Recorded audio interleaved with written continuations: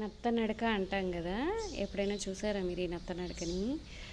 ఇదిగోండి, మా ఇంట్లో కదంబం పూల చెట్టుకి బోలెడు నత్తలు వస్తాయి. ఎందుకో మరి ఆ పూలు సువాసనతోని సెంటెడ్ ఉండేసరికో ఏమో ఆ చెట్టు చుట్టూ బోలెడు ఉంటాయి. ఈరోజు ఈ బుజ్జిది దారి మర్చిపోయి ఇంట్లోకి వచ్చింది.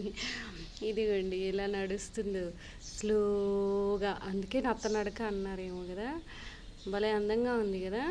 అది కాస్త మనం ఇప్పుడు టచ్ చేసామనుకోండి, అందులోకి ఆ షెల్లోకి వెళ్ళిపోతుంది.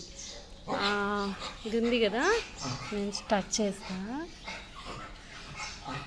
పాపం భయపడుతుందో ఏమో, టక్కున అందులో అదిగండి ముడుచుకుంటుంది, మొత్తం లోపలికి లాగేసుకుంటుంది. ఇవి మనకి ఇసుకలో బాగా కనబడతాయి, మీరు గమనించారా? అదిగండి ఎంత చిన్నగా అయిపోయింది. పాపం వద్దులే అమ్మ, నీ దారిన నువ్వు వెళ్ళిపో.